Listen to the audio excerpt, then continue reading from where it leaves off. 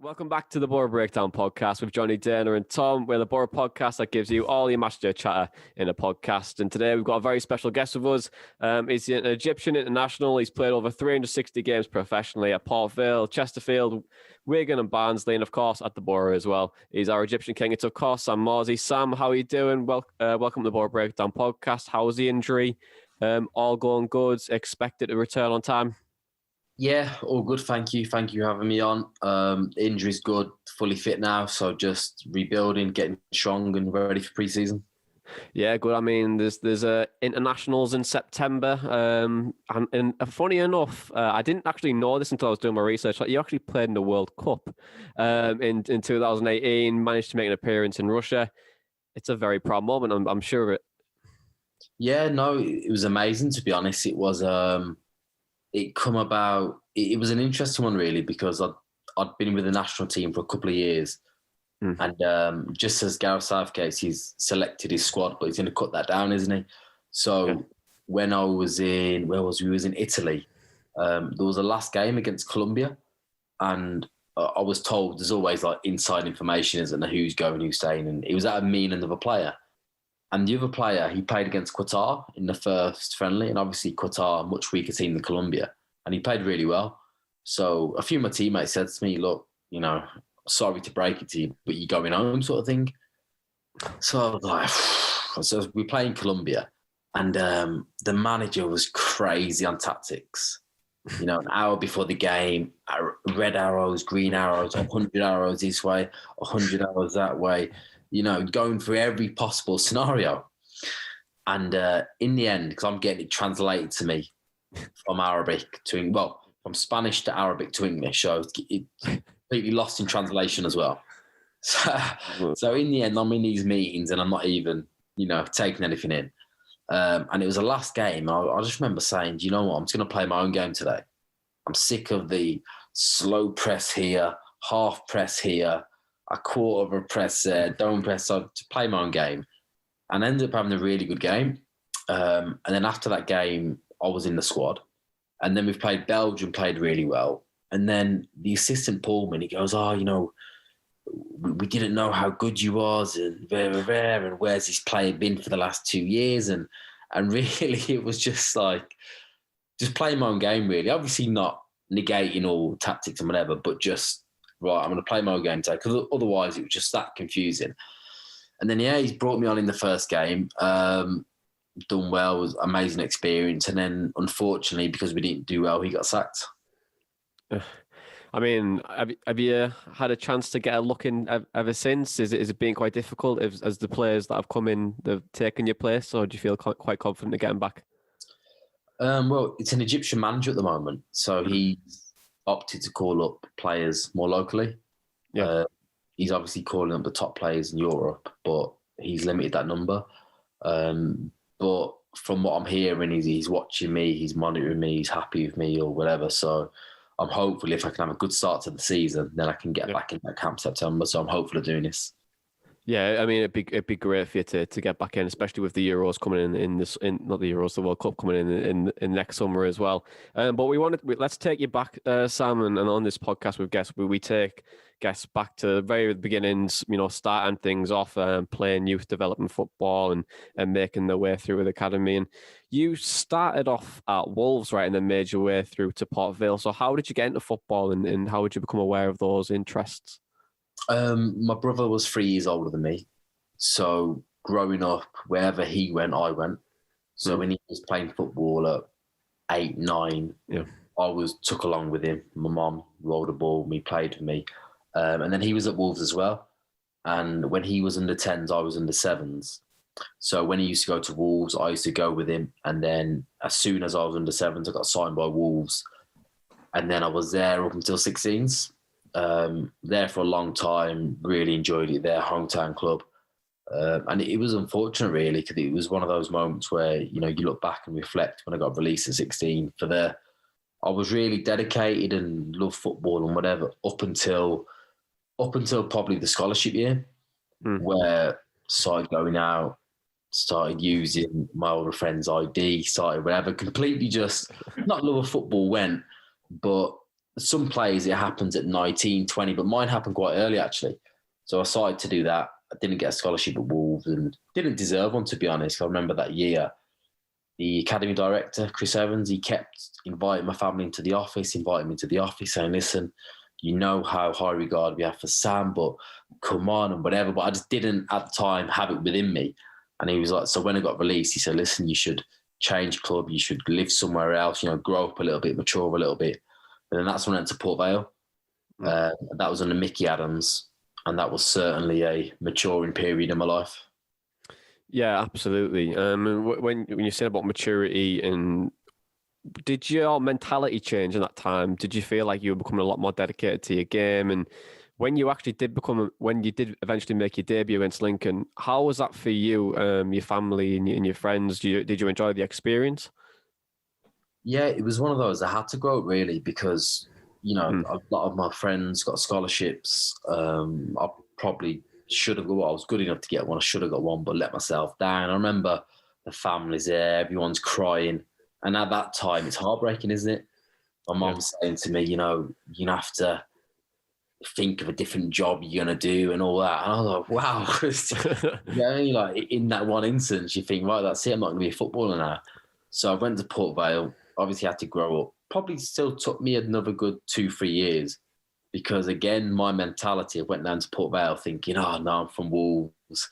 This is going to be easy. I'm going to breeze it. And it wasn't the case. I actually found it more difficult there. And again, big learning curve. But there was good guys there, good setup. They was always clamping down on me whenever I got ahead of myself. But slowly but surely, I matured a little bit slowly. And then, made my debut. And that was an amazing moment, really. Just the first little taste of it to think, right, this is what it's all about. Yeah, when we spoke to players in the past, we've got a sense of completed the game syndrome, and that completed the game syndrome is where like someone kind of goes, "Oh, is that it? Like it's kind of done. I've done it now." Like then they lose interest quite quickly. Was that the case with you? Did you come across that as well? No, it was because of the Wolves thing. Like I was just so Wolves were a championship club at the time. This was before all the foreign moves. Yeah. And my whole mentality was, I need to go back and play Wolves. So I need to get in the championship. I need to play against Wolves. That was like my driving force. So whatever was happening in my career, good, bad, or indifferent, that was my main focus. That sort of pain at 16 of being released, had to move away from all my friends, had to whatever. Because Wolves as well, it's always been like a fantastically set up club. And obviously, when you drop down to League Two, Port Vale, like facilities-wise, everything, it's a complete different world, really. So this was like this sort of anger, and I use it as like a fuel to get to where I need to be. But yeah, that certainly was like on my mind a lot for a number of years. So it was always, that was the goal. Yeah, absolutely. Well, you eventually did play them in your career, but in terms of Port Vale, you started to play quite a few consecutive games, make your way into the first team and become a first team regular. But towards the end, it started to fizzle out, and the fans obviously did love you at the time. But why did your time at Port Vale start to fizzle out on such a whimper when things were going so well? Yeah, it was Mickey Adams who was a manager. He gave me my debut. But he left for Sheffield United mid-season. So Jim Gannon's come in, and he wanted to play young players. He wanted to play a certain style of football, which really suited me. Yeah. So he decided to play me regularly. So I really enjoyed it, loved the football, but I got the benefits of it. But some of the older guys who you wanted them to do certain things, they started to go the other way. And it was like a disgruntled squad. The squad didn't treat him well, to be honest, at all. But the problem was Jim had his own ideas and not everyone adhered to him. Now, I loved them, really enjoyed it. And then I remember an interview I gave, and I said this, I'm really thankful for Jim Gannon for giving me my opportunity. The previous manager didn't, blah, blah, blah, blah. And then 6 months later, first day of pre-season, Mickey Adams back. First thing I've seen him is when you see you next Tuesday. I gave you the debut. I gave you the debut. what are you talking about? And that was the only thing he said to me. So I was like, okay, wow. It's going to be an interesting pre-season. So as it happened, we was on the verge of administration. So he couldn't bring anyone in. So I ended up starting that season. It was me and Chris Shuker, who was typically a wide man. And to be honest, I was playing because like we just had no one else. Do you know what I mean? I wasn't doing great. Yeah, I mean, we're one of his favourite people in the world. Yeah. Let's say that. It was me and Chris, that was it. So we've played, doing really well. I got sent off in December. We was 2-0 up at the time and it was a 50-50. And I still remember it now, like the lad sort of went in with his studs high. So I've just went over the top, 240 tackle, straight red. This was about like 70th minute. So you're going up and thinking, I hope we can hang on to this. 2-1, 2-2, managers raging, it was a coward's tackle and publicly said, it was a coward's tackle and all this. And then he never fully forgiven me, really. He never fully forgiven me. I was in and out. And then at the end of the season, I told him I wanted to move on. And he took that really personally. But I just said to him, you're not going to play me regularly. You don't trust me. And then I moved from there, Yeah, why did he take it so personally, by the way, when you said you wanted to leave? I don't know, to be honest, because he put me in and out. And like a lot of managers, they like to trust older senior players. I understand that. As I've got older, I understand that more. So I don't know really, but he didn't take it well at all. Didn't take it well. I wanted to leave and whatever, but he let me go in the end. Yeah, well, you did move on to Chesterfield, and Paul Cook, who is now the manager of Ipswich, was your gaffer, and he's been your manager on 2 separate occasions at Wigan as well. So how has he influenced your career? I'm assuming he didn't call you a see you next Tuesday as well when he gave you your debut. He's called me a few times, but in a different context. He was brilliant, to be honest. He's been brilliant with me because where Mickey didn't quite trust me, this manager had full 100% faith in me. Within, I knew I was going to play every game. And obviously, in return, I'd make sure that every game I'm 100%. And also, you manage your dressing room and outside influences and things like this. So it was that sort of relationship where he entrusted in me a lot and I tried my best to repay him as much as I can. But he's had a huge impact on me. And again, I love playing for him. Great style of play, attacking play, build up from the back. Really enjoyable. Really, really enjoyed it. I was shocked he didn't get a good job this summer, to be honest. He seems to get in the final 2 for every job going. But yeah, he's at Ipswich now, but he's had a great impact on me. He was a midfielder himself for Wolves, a really good midfielder. So he's helped me a lot with my game and it was great to play under him. Yeah, absolutely. And I remember in that when he was manager of Wigan and you were facing that points deduction, and then you had that back end of the season where you were absolutely brilliant and you were just winning every single game. So how was the culture at Wigan at that time? Because it was a very weird, like a very weird scenario, really, because you could kind of sense it was coming, but you were just doing everything you possibly could to overcome it. Yeah, it was. We had a real togetherness at Wigan, to be fair. Real togetherness. There was lots of things going on behind closed doors, but the second half of the season, we had just a real good blend, a real good energy. We was going into every game like we was going to win it. We had some emphatic wins. Typically, the Hull one was an unbelievable game. But just a closeness, really. It was just the whole sort of squad, staff, everyone come together. And we just fought and worked really hard for us. And in the end, it wasn't to be. We had to beat Fulham on the last day and we drew. Cabana actually scored a free kick. Yeah, scored a really good free kick for Fulham. But it was tough. It was tough to take. I think just because, usually at a points deduction, if you've cheated, don't you? If you've spent all your odds, if you've done whatever. But this wasn't the case. And it's still a mystery to why the owners bought the club and sold it within, wanted to liquidate it within 3 weeks. It's still a mystery. No one knows why, and it was hard to take. Yeah, absolutely. I think with that in mind, and they got relegated as well. What's your thoughts on Wigan at the moment? Because they seem to be in a very, very difficult place at the moment. Yeah, it was tough. It was tough to take, really, because we'd built something where probably this season the team could have been challenging. It took a while for players like Kiefer Moore and Jamal Lowe to get going, but once you got going, it was flying. So we was onto a really good thing. They've just been taken over now, Wigan. They're not going to be the club probably the once was. But hopefully the owner invests, and Liam Richardson's a manager now who's my assistant for a number of years. He's a good guy, a very good manager. So hopefully it's heading in the right direction. Perfect. Yeah, moving on to your time at Boro then. How have you settled? Because obviously you joined in the middle of a global pandemic, the small matter of global pandemic. So have you settled in well despite the restrictions?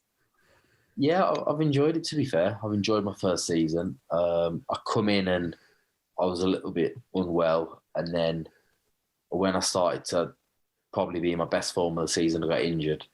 And then probably the same things happened again. My best form just got injured again. So the only disappointing thing for me is really, it's probably the most I've been injured in my entire career. First one was soft tissue, a hamstring. You can probably prevent that. But the second one, obviously, the knee injury, that I couldn't really do much about it. But yeah, that's the only disappointment thing, is having 2 injuries, because I'm pretty much never injured. But I've settled. I'm enjoying it. Obviously, missing the fans, haven't got to experience that yet, which was a pull in joining the club, to be honest. The history of the club, the fan base. But other than that, settled well. It's a good set of lads, a good blend, and hopefully we can do something next season. Have you managed to see many sites of Teesside yet? No, just the soft plays, the gymnastics, just with the little one. You need to get yourself to Redcar for a Pasitos. They do a cracking 99 and a lemon top. If you want brain freeze, that is. There it is. I need to see them, but so far, no, just places with a little one. Been to a few beaches, different things like that, but not a chance to see it properly, really, which is a shame. Been to Durham a few times as well, but I'd definitely like to see it properly. Well, hopefully things can start to get back to normal now. No, it's nothing like Boro Town Centre, Sam, I'll tell you that. But how would you assess the season just gone for you personally? I know you sort of spoke about it there, but you have been played a little bit further forward to what you used to. You know, Jonny Howson sort of took your holding mid position, but how has that sort of been for you, playing a little bit further forward in midfield? Well, throughout my career, really, my main role has always been to link defence to attack, get the ball from the back 4 or from the goalkeeper, and that's been some of my biggest strengths. But obviously, with the different style of play, you have to adapt. So yeah, playing that more advanced one is, to be honest, sometimes it depends how the game goes. Like sometimes in the games, because there are just so many second balls, it's hard to. It's moments, it's hard to really dominate a game or control a game, because that's not the style of play. So you're looking at different things like second balls or playing the ball early or trying to get an assist and things like that. So it's a complete different role, and obviously with the man-for-man system as well. So it's a different role really, but it's just trying to do what the manager wants, try and help the team. And I think what we was doing for half a season was pretty effective. I probably think injuries at certain times killed us. I don't think we had the depth. But personally, okay, I think I know I can give a lot more as well. But for a first season, generally satisfied. You're one of our top assisters, to be fair, with 5. And I think I was having a look, it's the most assists that you've got in a season in your career. So I think you've done pretty well considering. And we've seen players sort of play different roles in midfield and not really prospered in that. So I think you've done pretty well considering. But to sort of dig a little bit into that in those switch of positions, you sort of mentioned the difference there. How do you approach the game? Like I said, playing a little bit, you sort of, I guess, a little bit like an 8, you're not playing in that number 6. So how is it to sort of approach the game playing a little bit further forward?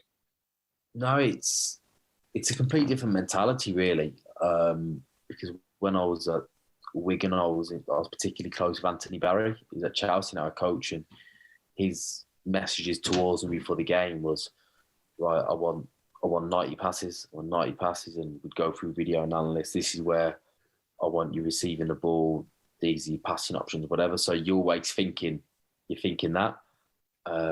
Whereas in this system in the A, it's about obviously defensively not letting your man have an impact, and then it's about things like breaking to the box.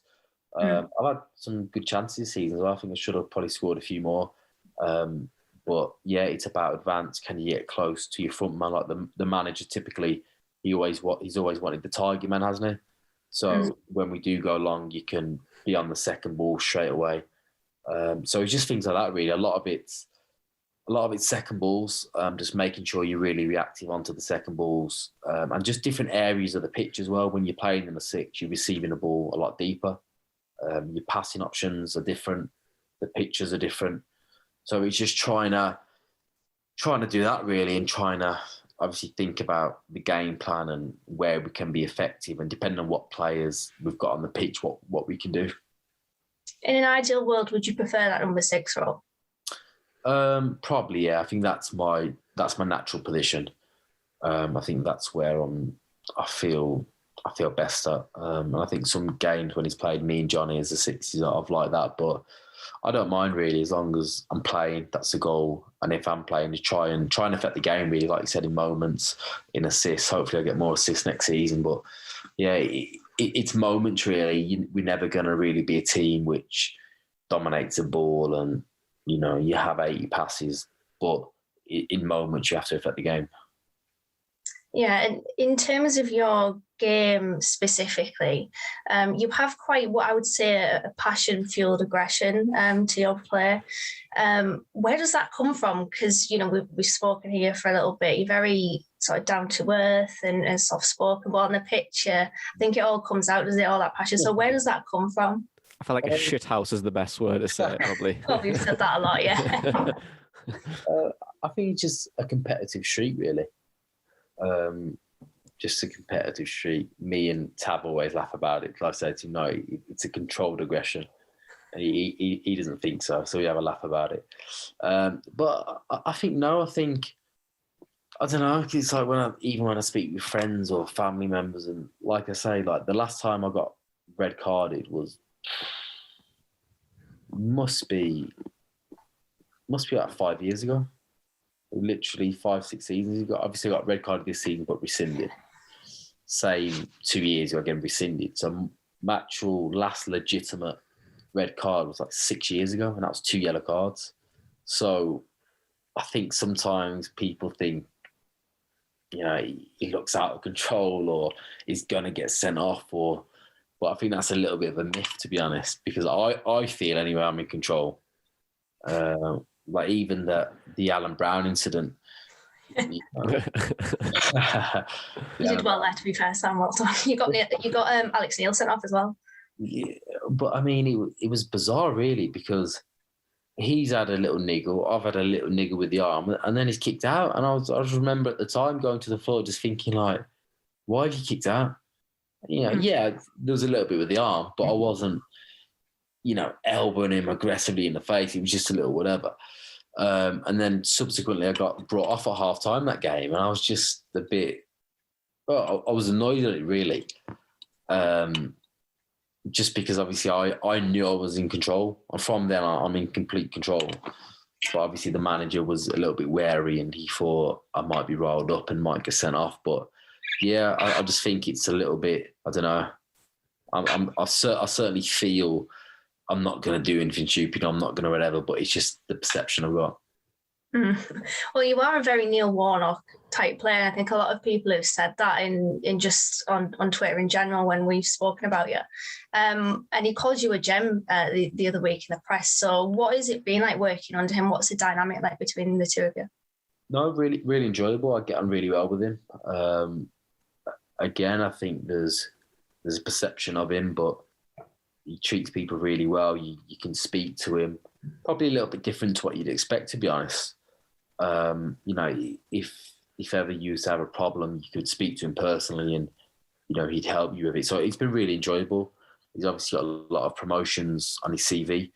For a while, he spoke about the next season, the season coming up. For a while, he spoke about it, and this is what's going to happen. And hopefully it can be another promotion on the CV. But it has been enjoyable. Training's really good. It's a real professional setup. Probably something people may not associate with Neil Warnock, but it's really professional. Obviously, his skills are. He's a great man motivator and things like that. So it's been really enjoyable. Is he as hot-headed on the touchline and in the dressing room as what was shown in that Sheffield United documentary? Yeah. That was a good one. I think that was in his younger days. No, he can be, but to be honest, he's quite cool in terms of he gets over things fast. He doesn't dwell on things, and you can see like there's some things I see of him where you think, yeah, I can see why he's been so successful, because he doesn't dwell on things too well. He's always about the next one. He's been good to work for. Well, in terms of, you sort of spoke about it a little bit earlier, in terms of the dressing room, how is the dressing room? Because I think Cabano was talking to Craig Johns of the Gazette the other day and said it's the best that he's been in. So from your perspective, what is the dressing room like at Boro? Yeah, it's a good dressing room. It's a lot of younger guys. So it's a different dynamic. At Wigan, there was more older guys, more senior players. So it's a complete different dynamic to that, but it's a good set of group. It's a good group. Everyone works hard. Again, it's quite a young group. I don't know if he's going to bring in a couple more experienced lads. I think he is, but it's a good dynamic. Everyone's behind each other. There's no sort of cliques or anything, and everyone gets on really well. So it's a good atmosphere. Looking back over particular moments of the last season, the Swansea away game must have been a bit of a roller coaster of emotions. You got your first goal in the game, but it ended so mired in controversy and injustice. Yeah, it was crazy, really, because we probably should have beat them. So to look like withdrew was okay, not bad, and then the ref had gone over on the time as well, and then he just made that decision. So it was crazy, and he'd come out at the end of the game saying he should have blew because it was overtime. So I just think he was so flustered during the game with the decisions he made, and it was crazy, really. But it was disappointing because, that could have been like a massive win for us in terms of momentum. And I look at Swansea now in the playoff final. But yeah, it was great to get my first goal, but it was disappointing we didn't get all 3 points. Never mind, not even a point. But I think that was a difference, really. He's how many he scored this season? He scored over 20 this season. He's had a brilliant season. I think their whole tactics just keep it solid and give the ball to him, really, and it's worked. It's got him into a championship playoff final, but it was a good game, and he's a quality player. How would you have said the dressing room was after that game? Because I know that weekend that was probably one of our more angry podcasts. Listening back to us, it was crazy, really. There was lots of shouting and whatever, and people going, "What's going on?" Because I remember at the time, you see, so everyone was like, "Why have you give it?" Because he give the corner first, didn't he? Yeah. He give the corner, then he's give the penalty, and then he started saying something like, I can't remember the names, so correct me if he's like, Chris told me. So everyone's like, where's Chris? So everyone's sprinting at the linesman, did you give it? And he's saying, no, I didn't give it. So everyone's back sprinting at the ref. He said he didn't give it. He said, no, I've give it. So he's changed his story now. So it was just crazy, to be honest, because no one wanted to admit to it to make it even worse. So yeah, it was a bad weekend for us all. Definitely not surprised no one wanted to admit to that decision. I know. Everyone was just trying to pass the blame and no one wanted to take responsibility. Going on to a slightly cheerier subject. So Neil Warnock's pre-season's kind of legendary. He talks a lot about taking the team down to Cornwall to train. He cooks a barbecue for everyone at his house. So you signed quite late on in the last summer transfer window, so you will have missed out on that. Are you looking forward to your first Neil Warnock pre-season? No, I'm looking forward to it. He's got a formula, hasn't he? He's got a formula which he fully believes in, which he wants to do every season. So hopefully it'll be good.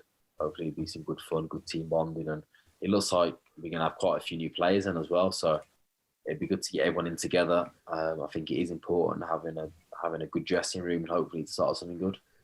It's all in the barbecue. It's all in the barbecue, apparently. So we've switched formations a few times this season as well, switching between a 4 and 5 at the back in times.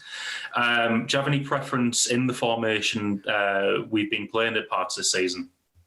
Well, up until this season, I've always liked to play in a 4, but I think for some reason the 5 probably suits us a little bit better. I think we look a little bit more solid. Whether that's down to personnel, I don't know. So I think it's something that he's going to think of. Obviously, Grant and Dale have hardly played here, have they? So you've got 2 dominant centre-halves in there as well. So it'd be interesting to see what he does with that. But yeah, I think this season we've looked better 5 at the back. And again, typically I've never really enjoyed playing 5 at the back. I haven't played it much. When I've played it, I haven't liked it. But I've preferred us playing 5 at the back. Who in the team's impressed you most, both on the pitch and on the training ground since you came in this year? Patrick Carey on Twitter actually asked a similar question when we put that out. Playing wise, Dale Fry.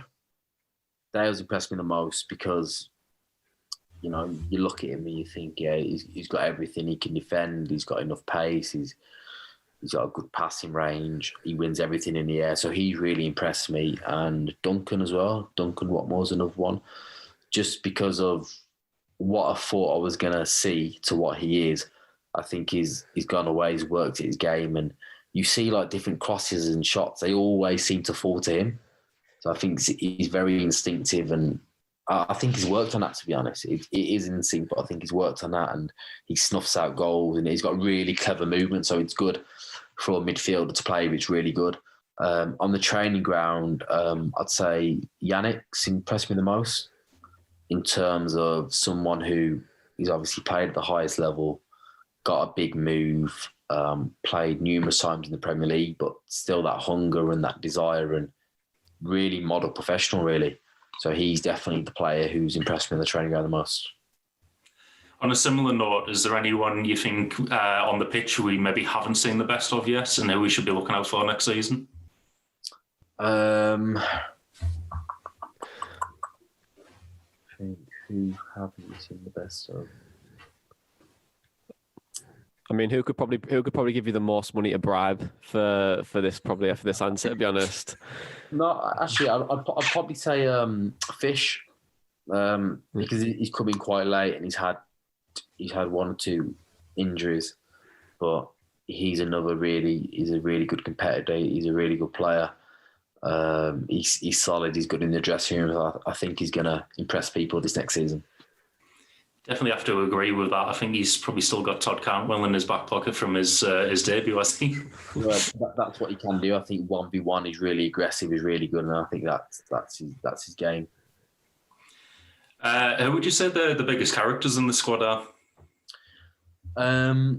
In terms of characters, I think for a young lad, Tav's quite a big character. Tav's lively. He's a good guy. Yannick's a massive character. When he's come in, he's loud, but in a good way. In a good way, very expressive. Obviously, we had Britton Fletch.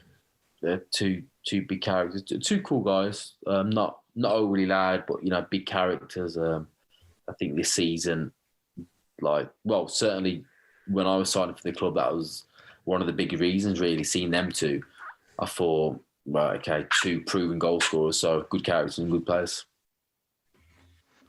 Nigel Pearsall on Twitter actually asks a similar question to this next one. What targets do you think you can be setting yourself for next season? Or do you have any personal goals for the upcoming season? Obviously, you mentioned earlier getting a few more assists. Is that top of the list? Or yeah, definitely more assists, more goals. Just staying. If I stay injury free, then I'll definitely get that plus more. So for me, it's just staying fit, doing everything I can to stay fit. It's given me a good opportunity to work on different things. So come pre-season, I'm come back flying. Yeah, I feel like you will, Sam. To be honest, and we're going to move on to like fan questions because when we said you were coming on, we got quite a lot of questions in our DMs.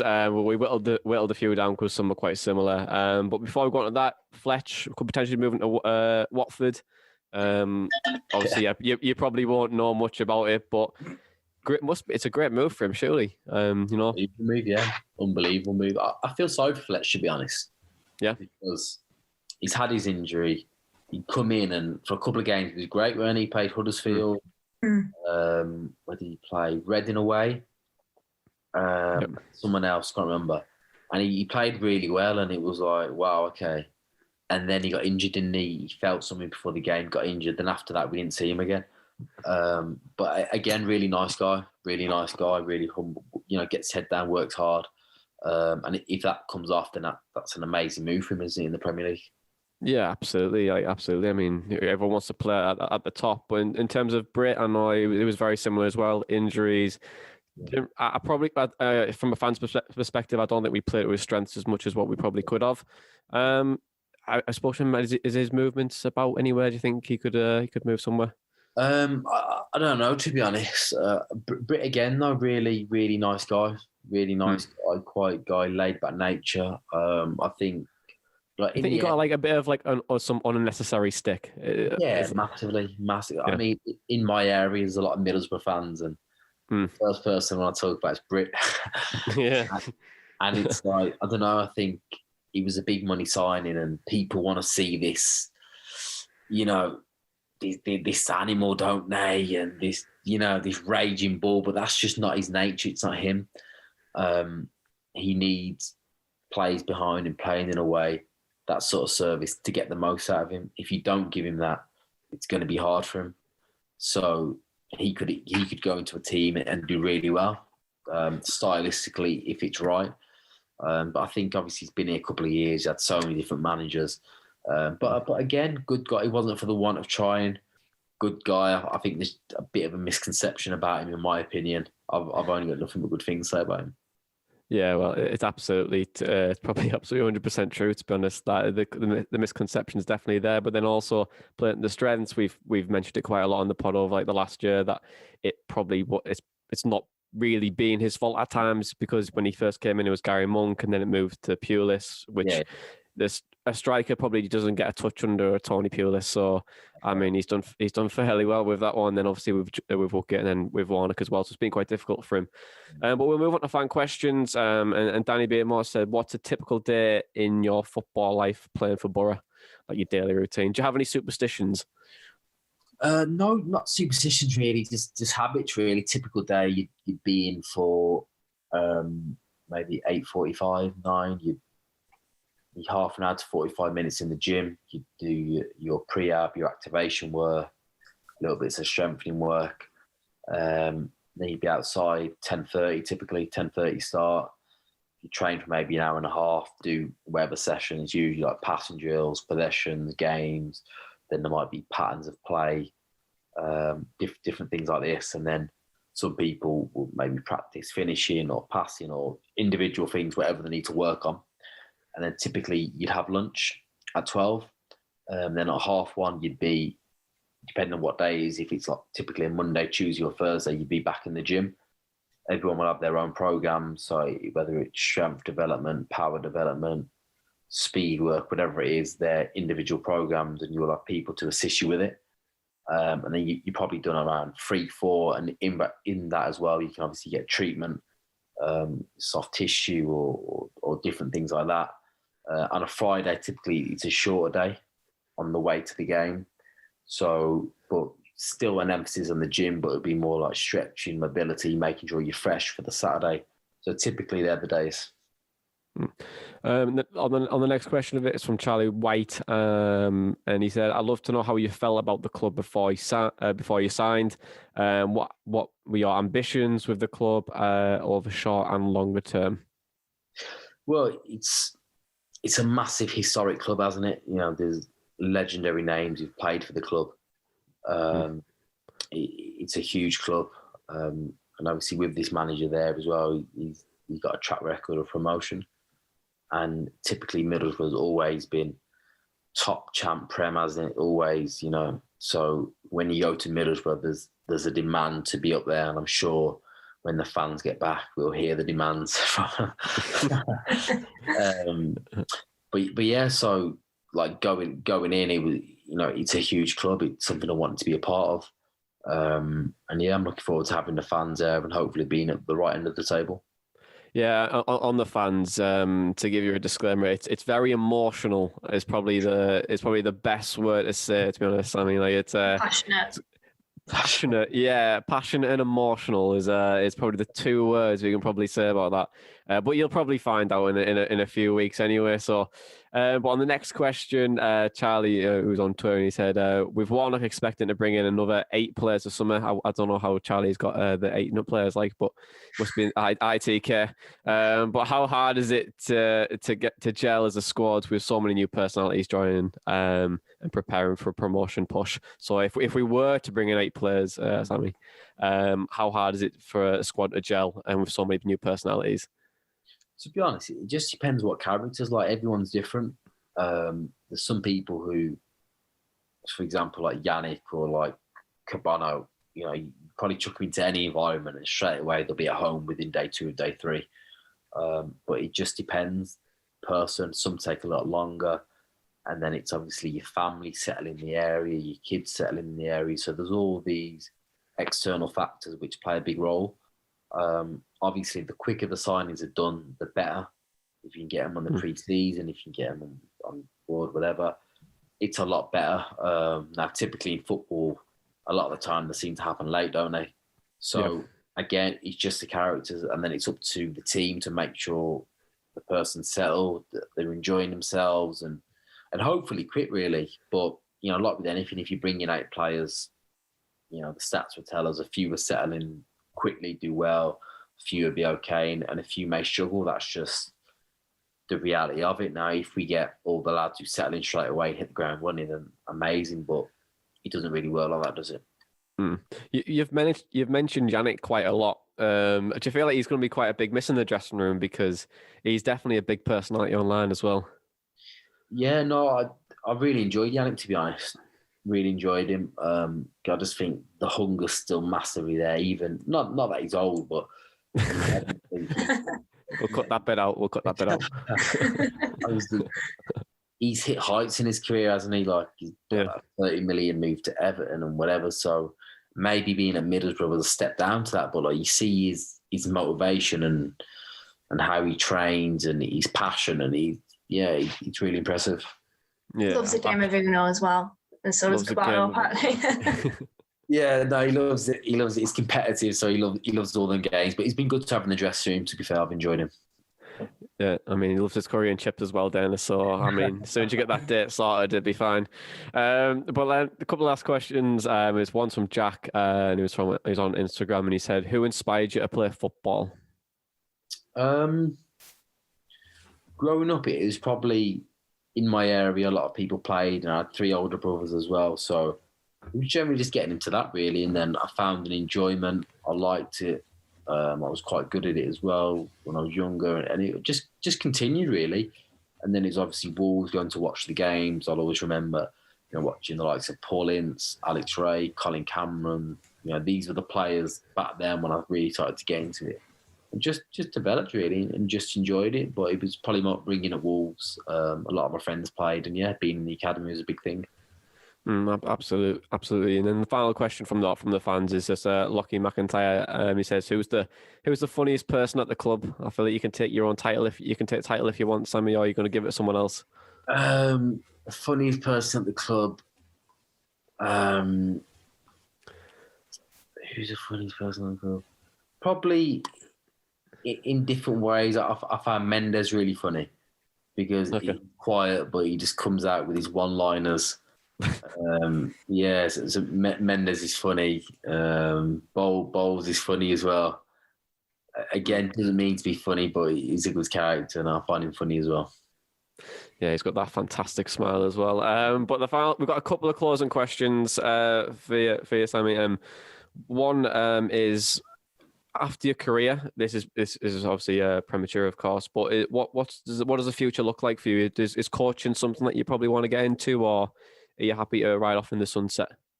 No, coaching definitely, yeah, definitely. I need to do my badges, to be fair, but it's something I've always enjoyed, the different side of it, the motivational side of it, the coaching side of it. So that's definitely something I'll look to get into. Trying in my badges, try and gauge sort of. I think it's a complete different skill set to being a player, to being a coach. You know, it doesn't matter what sort of player you are as a coach. It sort of goes out the window. I've had ex-players who play at the highest level and who, as coaches, didn't offer much. And then I've also had coaches who play conference level who are top coaches. So it's a complete different skill set. So definitely stay in football, but just trying to develop and build that skill set, really. Yeah, absolutely. When I've spoke to coaches in the past, they've said they've found it.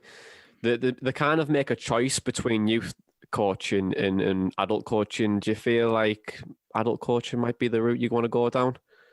Yeah, adult coaching, but also developing players as well. Yeah. But you still develop first team players. Yeah, absolutely. I think the way probably the Germans coach is a lot different to the way the English coach. So a lot of it, player development and things like that. So yeah, but definitely on a first team level, I think the younger level wouldn't really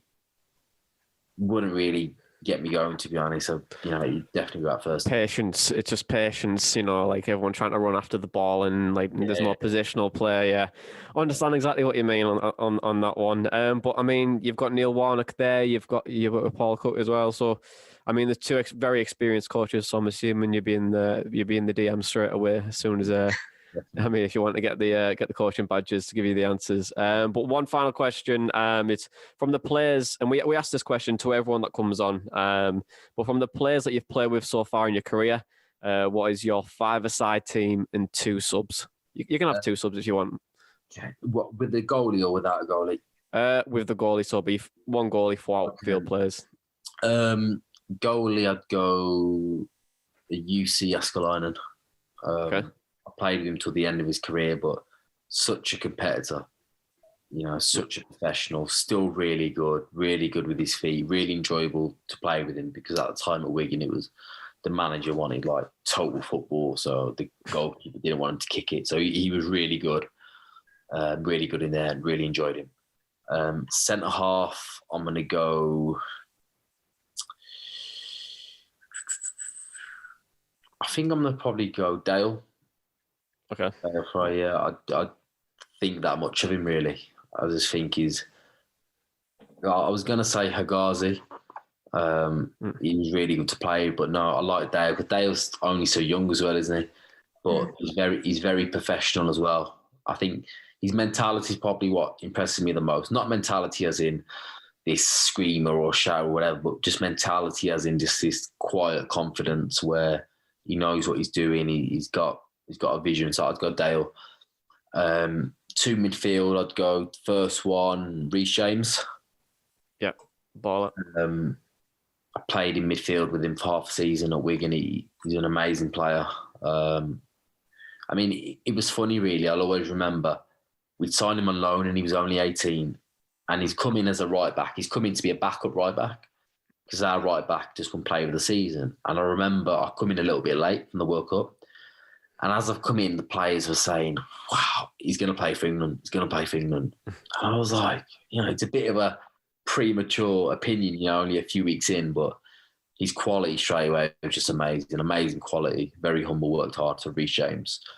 The next player would probably be the most talented player I've played with, Nick Powell. Yep.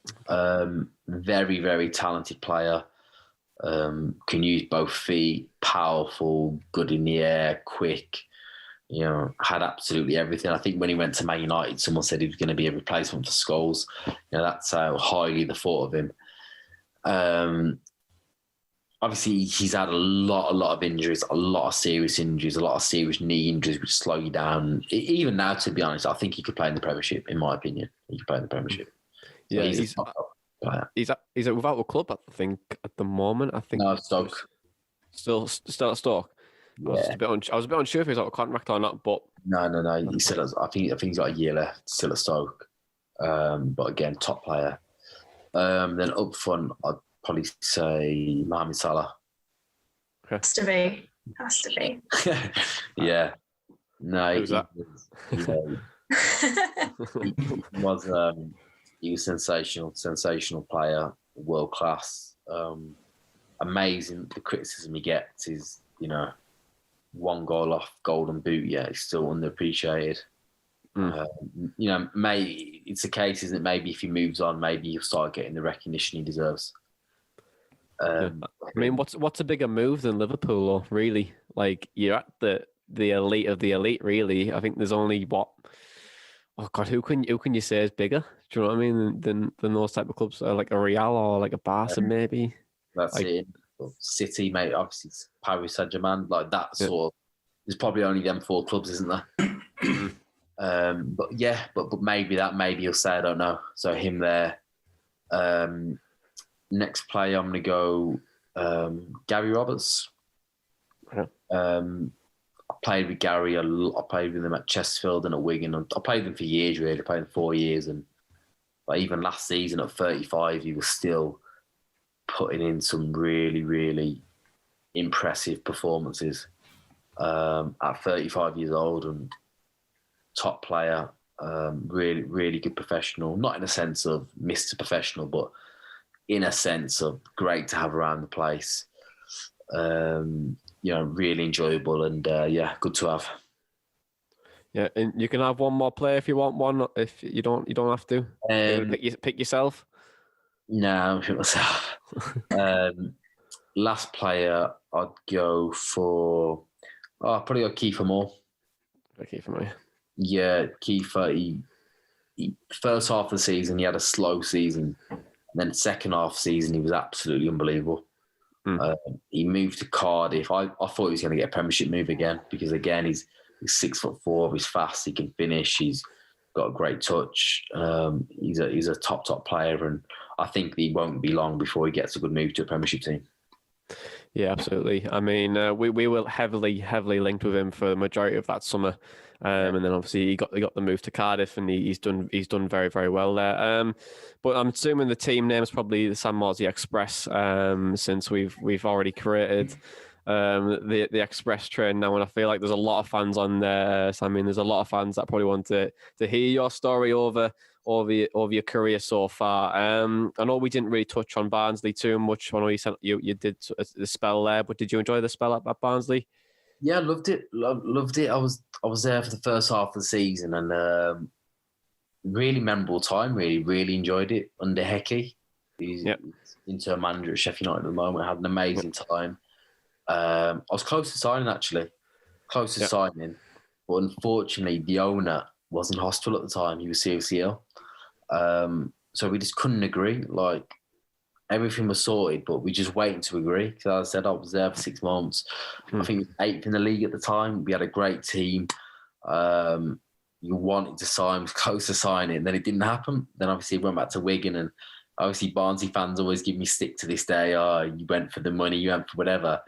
When in actual fact, I was trying to sign. Yeah. And then I made a comment the other day when we played Barnsley, which the fans weren't happy about, the unique style of play. I don't know why they were so annoyed about it, to be honest, because unique style of play, it could mean anything, couldn't it? I mean, I have no idea what you're getting at there, Sammy, to be honest. Not a clue. It went straight over my head. It was interesting with that, though, when I said that, right? So when I played at Barnsley, we had a really good team. Yep. And we played really good football. Now, the way they play now is super, super direct, isn't it? Super direct. Yeah. So in the playoff game, I remember someone's just hooked it in the channel, like, to no one or whatever, because obviously that's what they're saying to do. Someone's hooked it. Yeah. And you could hear the fans. So they're thinking the same as what I'm thinking. No, but in all seriousness, I've been, to be honest, really enjoying my time there and looking forward to playing against them next season. I'm sure I'll get a big round of applause. Yeah, absolutely. I feel like there'd they'll be calling you a gem, and they won't be calling you what Mickey Adams called you for sure.